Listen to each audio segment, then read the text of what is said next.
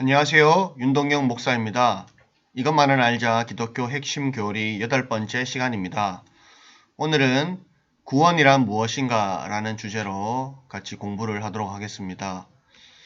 우리가 예수를 믿는 이유가 무엇입니까? 한마디로 얘기하면 구원을 얻기 위해서죠. 구원 때문에 예수를 믿는 겁니다. 우리가 믿는 예수님은 바로 우리의 구원자이시고 구세주시죠.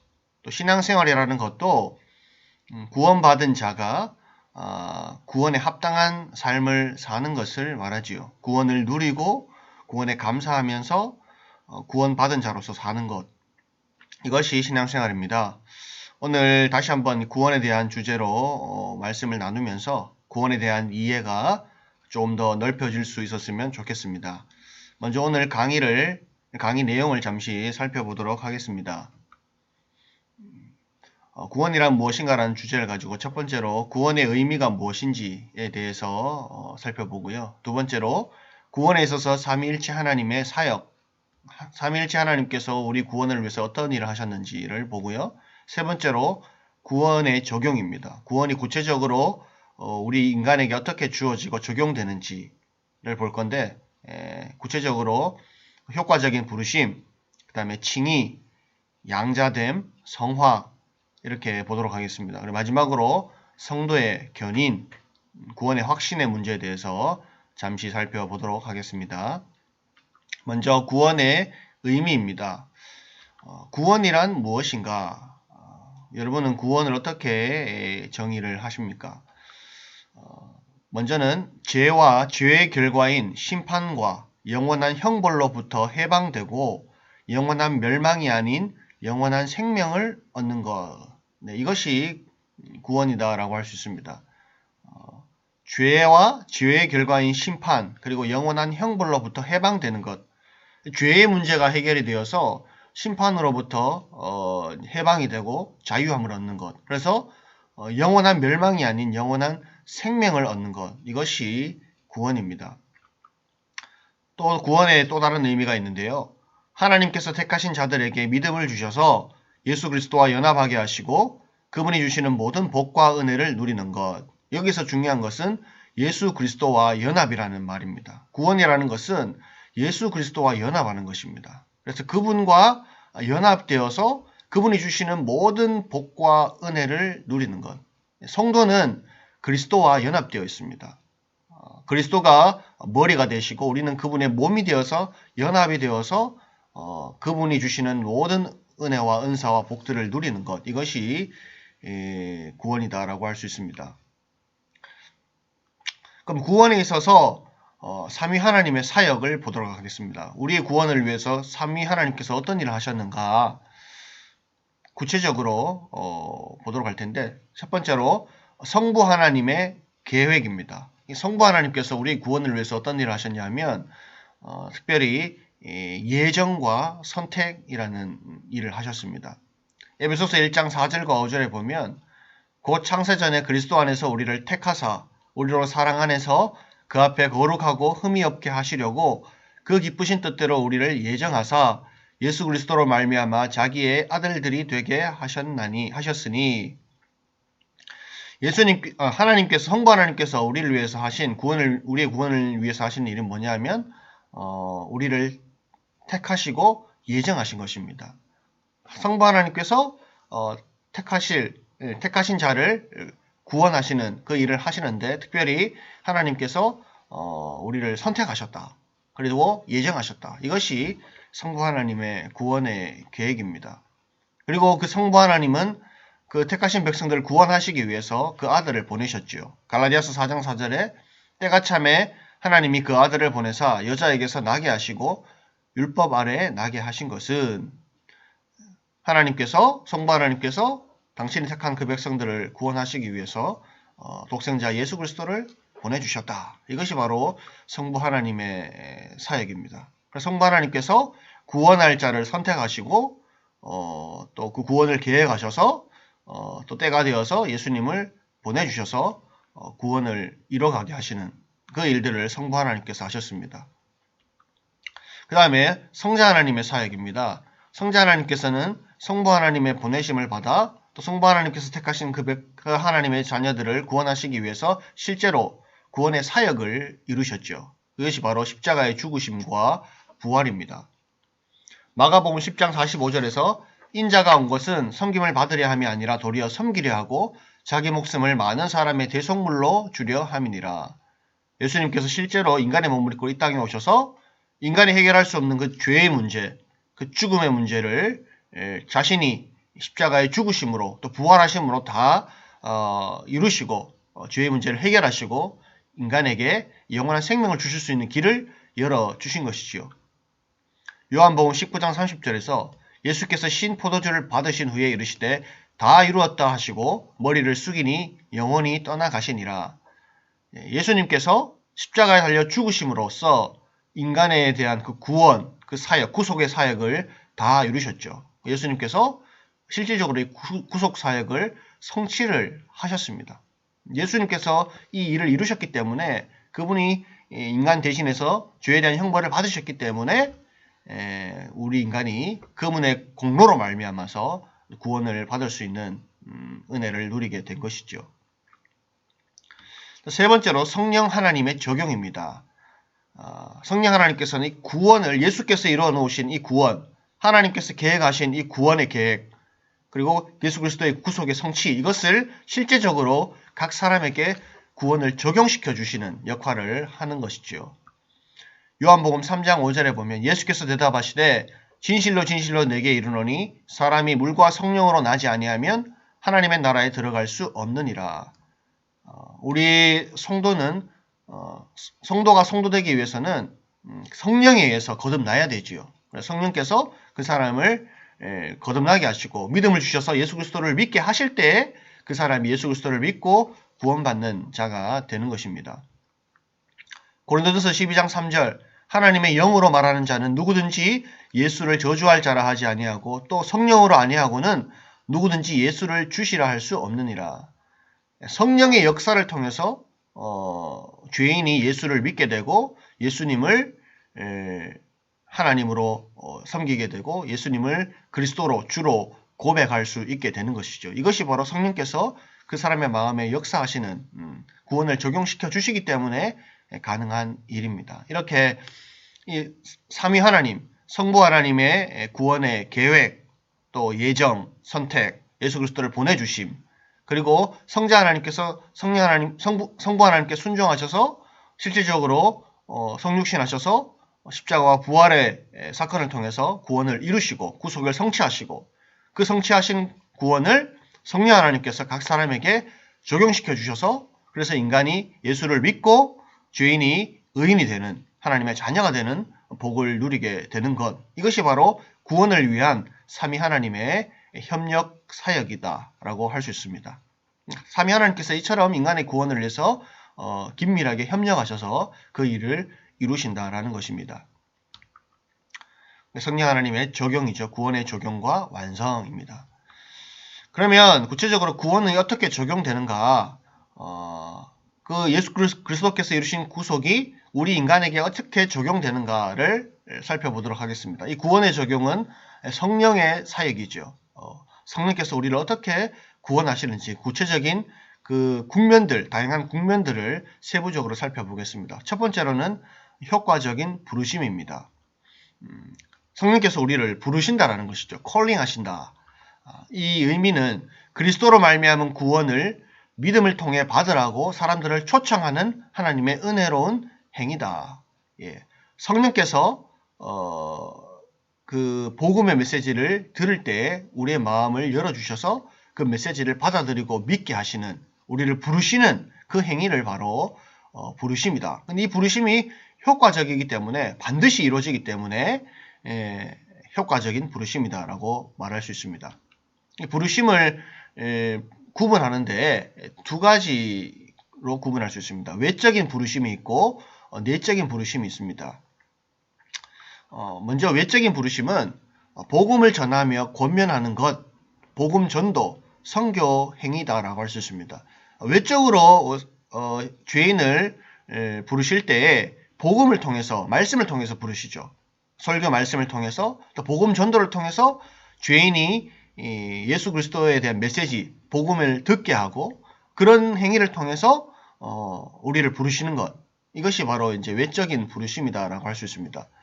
고린도전서 1장 21절 하나님의 지혜에 있어서는 이 세상이 자기 지혜로 하나님을 알지 못하므로 하나님께서 전도에 미련한 것으로 믿는 자들을 구원하시기를 기뻐하셨도다. 예. 그래서 이 전도, 복음을 듣는 것, 말씀을 듣는 것 이런 일을 통하여서 외적으로 우리를 부르신다라는 것입니다. 로마서 10장 17절 그러므로 믿음은 들음에서 나며 들음은 그리스도의 말씀으로 말미암았느니라.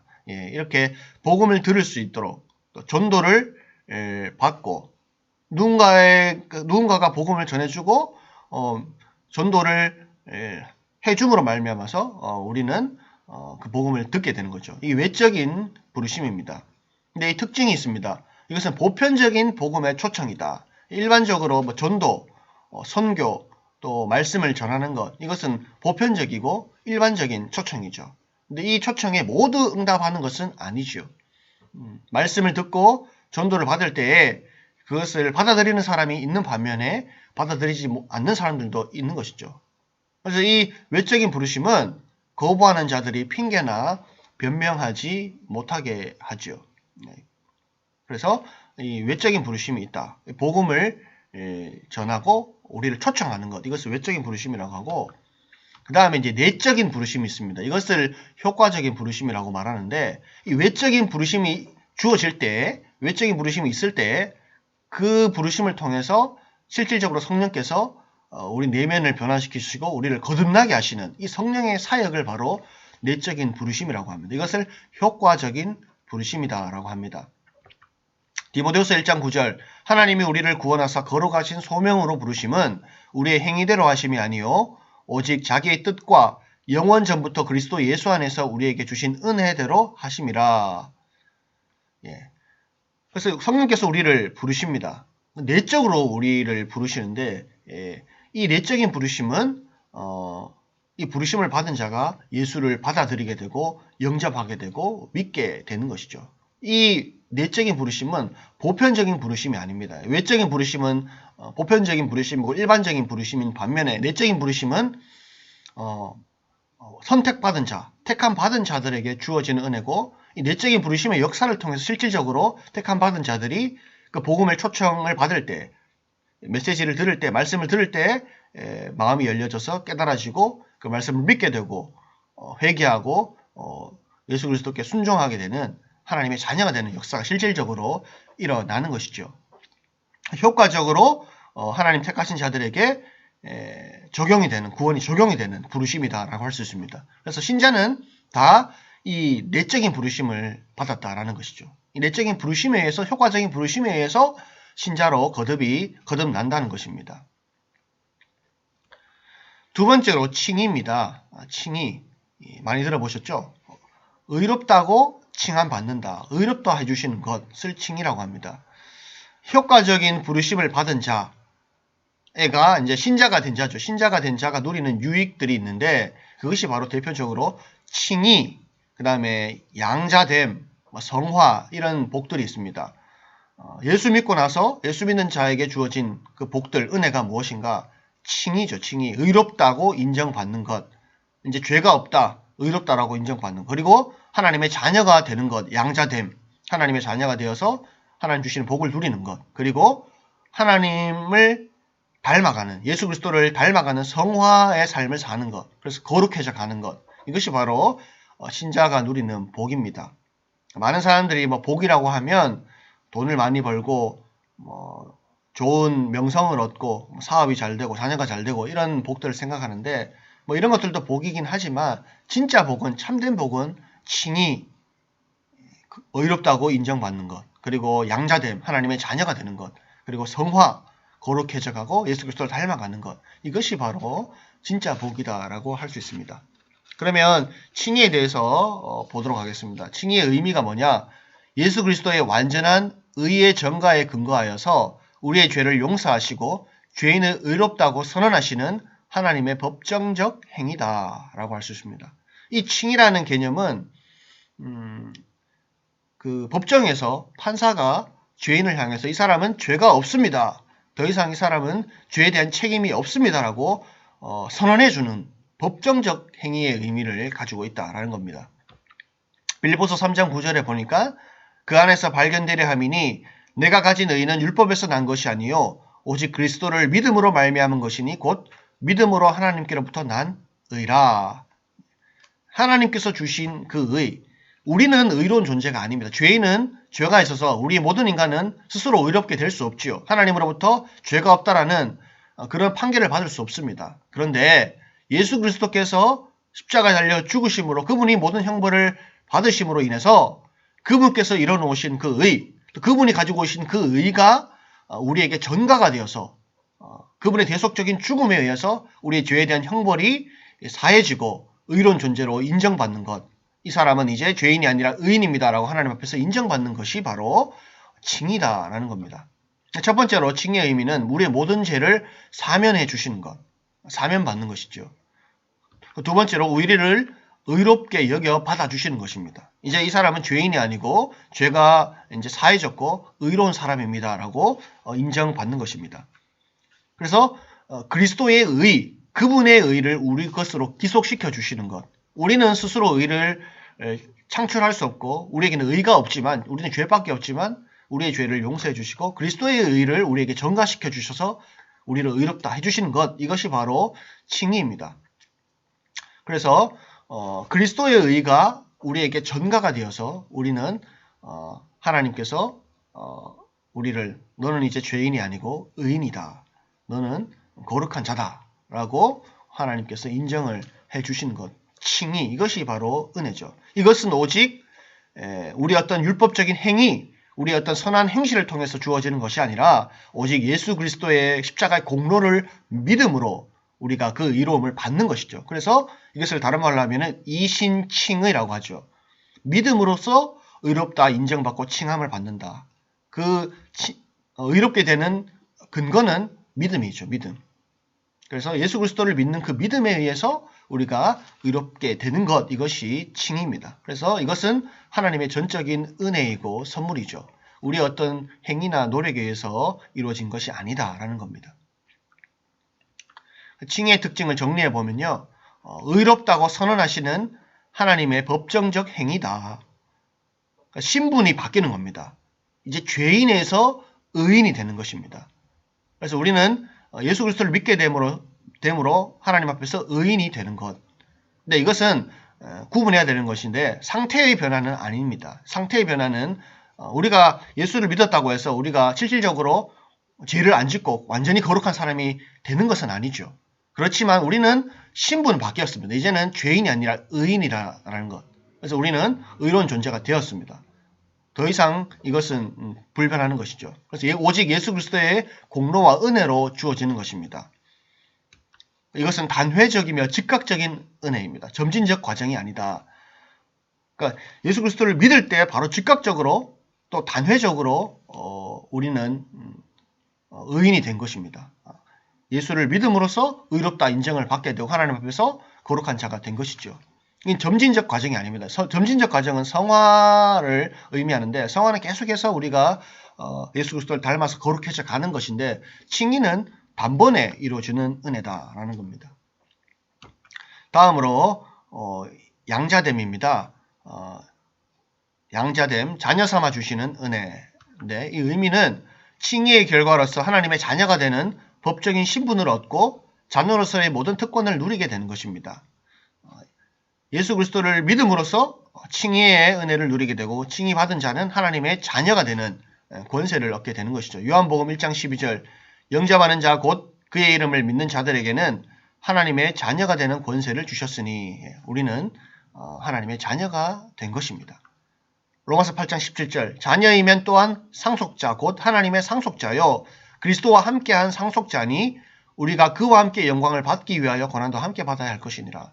이제 예수 그리스도를 믿게 되면 죄인이 의인이 되고 더 나아가서 그 의인이 하나님의 자녀가 되는 권세를 얻게 됩니다. 자녀이면 자녀로서 누리는 모든 권리와 복들을 다 받아 누리는 것이죠. 특별히 하나님의 상속자가 되고 하나님 주시는 모든 그 천국과 모든 하나님 주시는 복들을 다 받아 누릴 수 있는 권리를 가지게 되는 것입니다.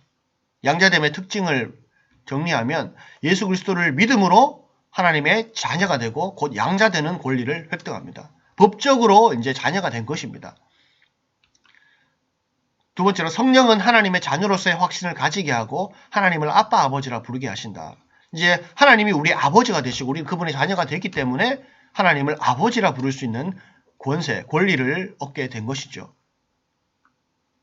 그리고 우리가 자녀로서 예수 그리스도와 함께한 상속자로서 그의 모든 소유, 즉 약속된 기업을 상속하게 되는 권리와 축복을 누립니다. 우리는 하나님 주시는 모든 복과 하나님 인도와 보호하심, 돌보심을 받아 누릴 수 있는 권리를 이제 자녀로서 획득하게 된 것입니다. 하나님은 우리 아버지가 되셔서 우리를 보호하시고 인도하시고 우리에게 필요한 모든 은혜와 복들을 주십니다. 그리고 그분께서 그분의 나라, 하나님 나라 천국을 우리에게 상속해 주시는 것이죠. 그래서 우리는 하나님 자녀로서 이 모든 복을 누리게 되었다라는 것입니다. 이것이 양자되는 복입니다. 다음으로 성화에 대해서 살펴보도록 하겠습니다. 성화는 거룩하게 하심입니다. 성화의 의미가 뭐냐?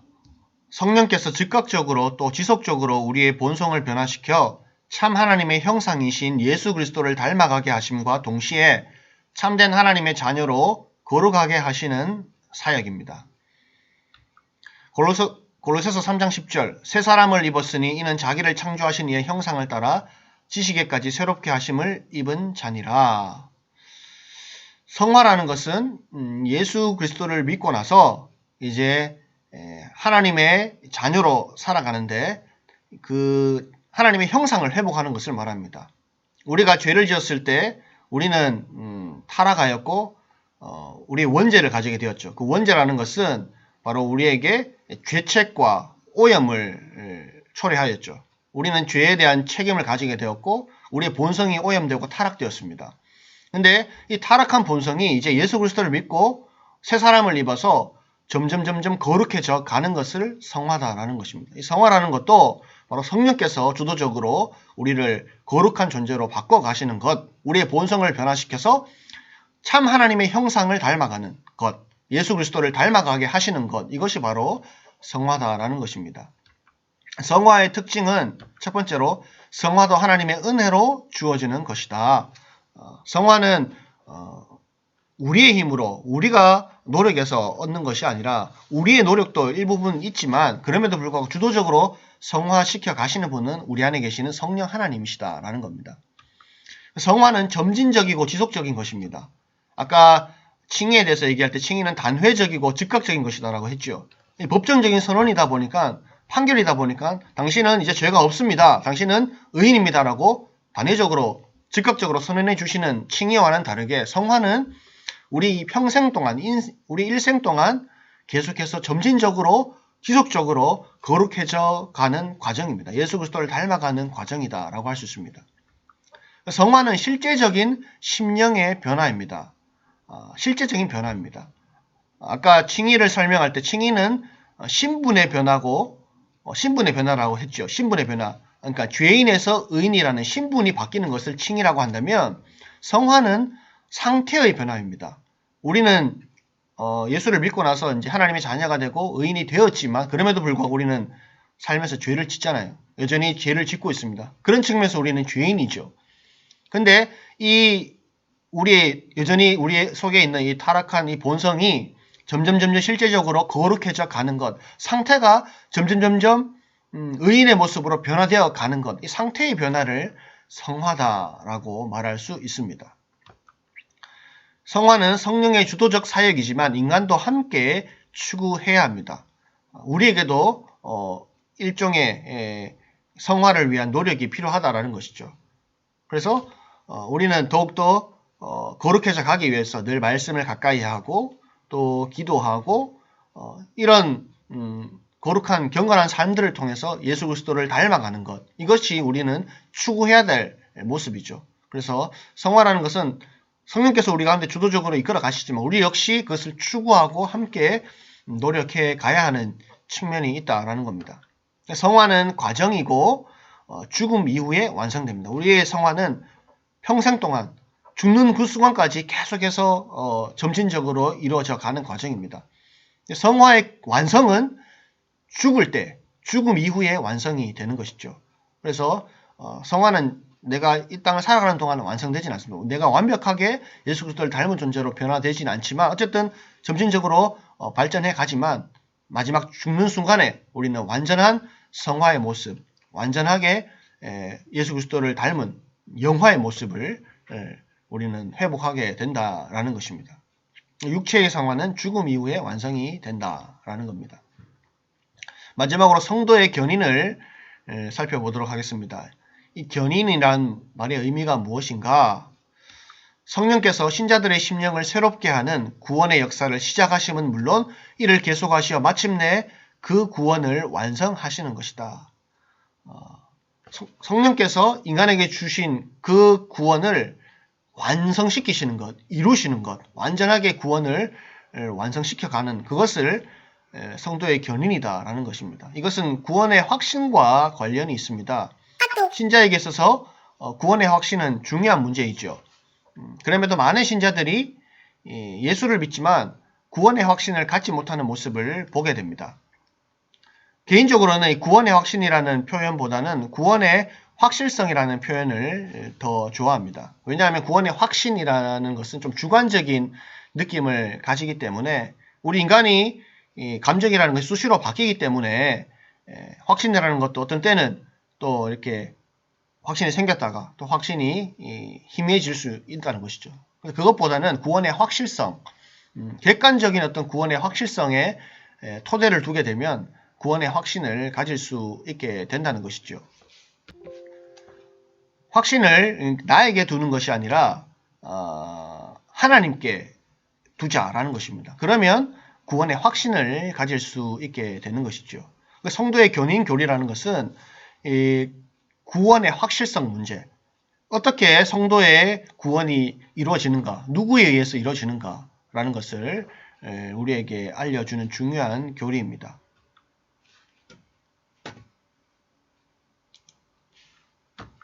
빌립보서 1장 6절 너희 안에 착한 일을 시작하신 이가 그리스도 예수의 날까지 이루실 줄을 우리는 확신하노라. 아주 중요한 구절이죠. 우리 안에 착한 일을 시작하신 그 착한 일은 바로 우리에게 주신 구원이라는 거죠. 구원을 시작하신 이가 그리스도 예수의 날까지 이루실 줄을 확신한다.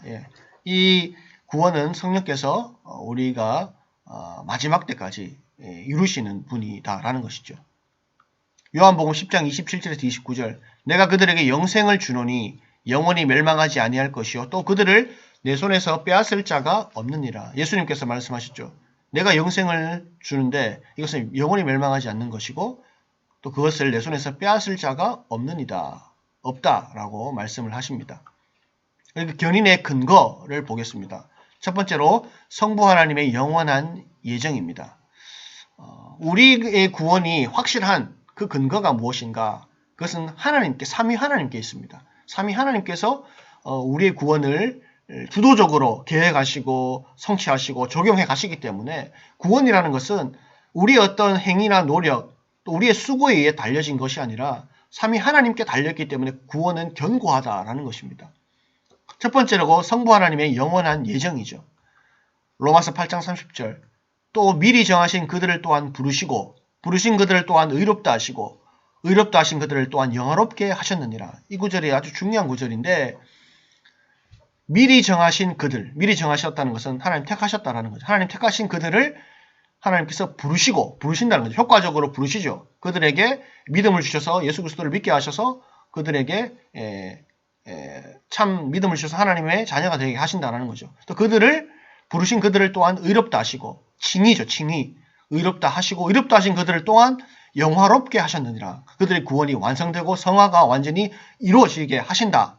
그래서 구원을 완벽하게 완성시키신다라는 것이죠. 이것이 성부 하나님의 영원한 예정이다. 하나님의 예정은 반드시 이루어지죠. 하나님은 반드시 계획하신 것을 성취하시는 완전하신 분이기 때문에 하나님의 계획은 반드시 이루어지는 것이죠. 하나님께서 계획하신 구원 역시 완전하게 이루어지고 성취되는 것입니다. 또 이 일을 위해서 구체적으로 성자 하나님께서 구속의 중보사역을 하십니다. 히브리서 7장 24절 25절 예수는 영원히 계심으로 그 제사장 직분도 갈리지 아니하느니라. 그러므로 자기를 힘입어 하나님께 나아가는 자들을 온전히 구원하실 수 있으니 이는 그가 항상 살아계셔서 그들을 위하여 간구하심이라. 예수 그리스도께서 이 땅에 오셔서 십자가와 부활의 사역을 완성하시고 승천하셨습니다. 승천하셔서 하나님 우편 보좌에 앉아 계시죠. 거기서 뭐 하십니까? 예수님께서. 그분이 거기서 당신의 택한 자들을 위해서 우리를 위해서 중보하시죠. 중보하시는 분. 우리의 제사장으로서 우리를 위해서 중보하시는 분. 우리의 믿음을 위해서 간구하시는 분이다. 우리의 믿음이 완성되도록, 우리의 구원이 완성되도록 간구하시는 분. 이분의 이처럼 예수 그리스도의 구속과 그분의 중보 사역을 통해서 우리의 구원은 완성이 되는 것입니다. 세 번째로 성령 하나님의 인치심과 보증입니다. 고린도후서 1장 21절 22절 우리를 너희와 함께 그리스도 안에서 굳건하게 하시고 우리에게 기름을 부으신 이는 하나님이시니 그가 또한 우리에게 인치시고 보증으로 우리 마음에 성령을 주셨느니라. 성령은 우리 안에 내주하셔서 인치시고 결코 떠나지 아니하십니다. 우리의 구원을 주도적으로 완성시켜 가시죠. 한번 내주하시고 인치신 성령은 떠나지 않으시고 구원의 보증이 되십니다. 그렇게 해서 우리의 구원이 불완전한 것이 아니라 완성될 수 있도록, 완전하게 될 수 있도록 성령께서 주도적으로 우리를 이끌어 가시죠. 성부 하나님의 구원 계획, 또 성자 하나님의 구속 사역의 성취, 그리고 성령 하나님의 인치심과 이 보증이라는 이 일을 통해서 우리의 구원은 완전하게 견고하다라는 것입니다. 이 구원은 결코 흔들리는 것이 아니라 구원을 얻었다가 잃어버리고 뺏기는 것이 아니라 한 번 주어진 구원은 완벽한 것이고 그 구원은 삼위 하나님에 의해서 완성되어 가신다라는 것입니다. 그래서 이 구원은 이 삼위 하나님의 사역, 성부, 성자, 성령 하나님의 사역에 의해서 구원이 주어지게 된 것입니다. 구원은 한 번 주어진 구원은 취소되거나 변개되지 않습니다. 이 구원은 삼위 하나님께서 계획하셨고 이루시고 또 완성시켜 가시기 때문이죠. 그래서 우리의 공로나 우리의 어떤 행위와는 아무런 상관이 없습니다. 구원은 삼위 하나님에 의해서 전적으로 주어지는 은혜이고 선물이다라는 것입니다. 그러나 이제 구원받은 사람의 입장에서 신자는 그러면 어떻게 살아야 되나? 우리가 구원받았으니까 우리의 구원은 우리의 행위와 상관없으니까 내가 아무렇게나 살아도 내 구원은 잃어버리지 않는다. 이런 마음으로 사는 것은 잘못된 생각이죠. 구원받은 자는 반드시 우리에게 생각해야 될 문제는 우리는 구원받았다면 구원에 합당한 열매를 맺고 있는가라는 문제를 생각해야 됩니다. 진정 구원받은 사람이라면 구원의 열매가 나타나게 되기 때문이죠. 성령의 열매를 맺어가기 때문이죠. 만약에 열매가 없다라는 것은 그것은 진짜 내가 구원을 받았는가를 의심해 보아야 하는 것이죠. 구원받은 자는 반드시 거룩한 사람으로 거룩의 열매를 맺어가기 때문입니다. 아무런 열매가 없으면서도 여전히 죄를 짓고 내 마음대로 살면서도 나는 구원받았다라고 생각하는 것은 그것은 착각이고 거짓이고 위선일 뿐이다라는 것입니다. 우리는 1차적으로 객관적으로 우리의 구원을 이루신 삼위 하나님께 감사하고 우리의 행위에 의해서가 아니라 우리의 노력에 의해서가 아니라 하나님의 은혜로 주어진 전적인 하나님의 은혜의 구원에 감사하되 그 구원에 합당한 삶, 열매 맺는 삶, 하나님의 자녀다운 삶을 살아야 할 책임도 있다는 것을 기억해야죠. 우리의 삶을 통해서 우리의 믿음을 증명할 수 있어야 한다는 것입니다. 그것이 우리에게 주어진 몫이다라는 것이죠. 그래서 구원이라는 것은 삼위 하나님의 사역과 또 우리의 열매 맺는 삶을 통해서 완벽해진다라고 할 수 있습니다. 오늘 이렇게 구원에 대해서 배웠습니다. 구원은 삼위 하나님의 협력 사역이고 전적인 삼위 하나님의 은혜다, 선물이다라는 것.